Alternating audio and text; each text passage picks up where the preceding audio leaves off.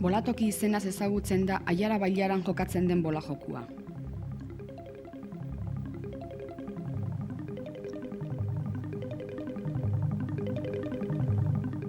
Aiaran, bolatokiak orotara 17 metroko luzera eta 4 metroko zabalera izaten du gutxi gorabehera. Bolatokiaren hasieratik bukaerara 4 alderdi ezberdinduko ditugu.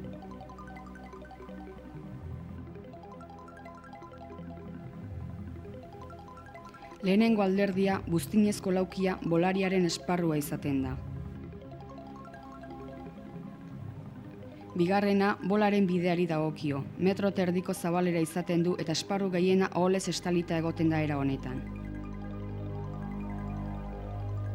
Hirugarrena, txirloen esparrua da. Arlosa karratu eta errara izaten da. Bertan, txirloa jartzeko lekuak markatuta daude. Bola joku honetan 9 txirlo handi eta beste txiki bat erabiltzen dira. Txirlo handiak 3 iladatan jartzen dira eta euren arteko tartea txirlo baten neurrikoa izaten da. Txirlo txikia berriz arlosa gainean nun nahi jar daiteke.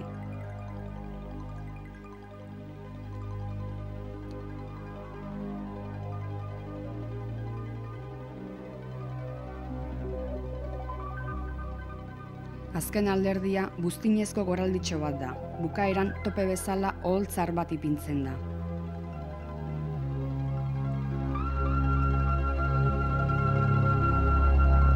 Bolatokiaren luzera osoan, bolaren bidetik alde batera eta bestera, 1,5 metro garaiera duten goralditxoak ikus daitezke.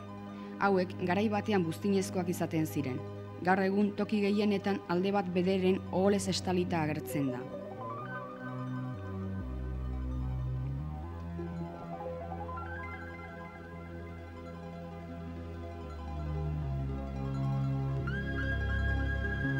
Bola joku mota honetan erabiltzen diren bolak, hasieran aipatu ditugun euskal bolak dira.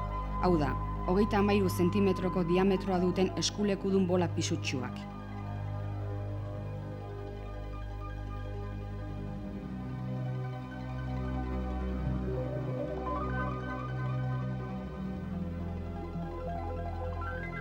Txirlo handiek 1,5 metro luzera izaten dute, txikie berriz 25 zentimetrokoa.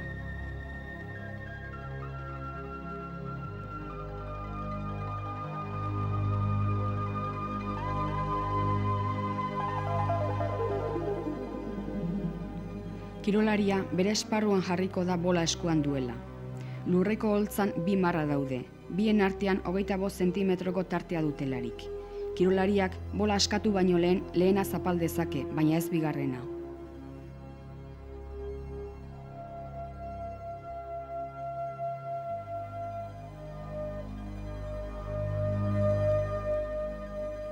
Kirolaria bere jaurtikialdian bolari efektua emateko alboetako goralditxoez balia daiteke.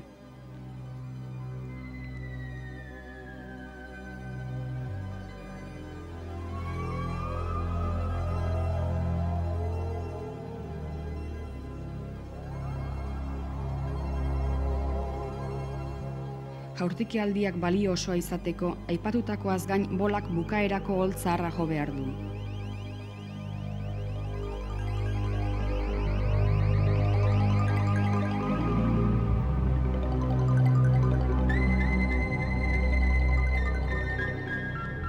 Tantuak zenbatzerakoan, bai joanean, bai itzuleran erortzen diren txirloak hartzen dira kontutan.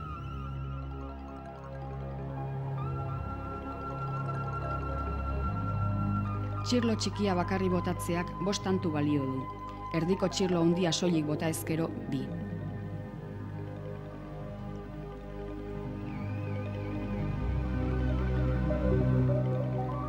Lehenengo jardunaldia burutu ondoren, tantu gutxien lortu duenak txirlo txikia nahi duen lekuan jar dezake. Hori bai, beti arlosaren gainean.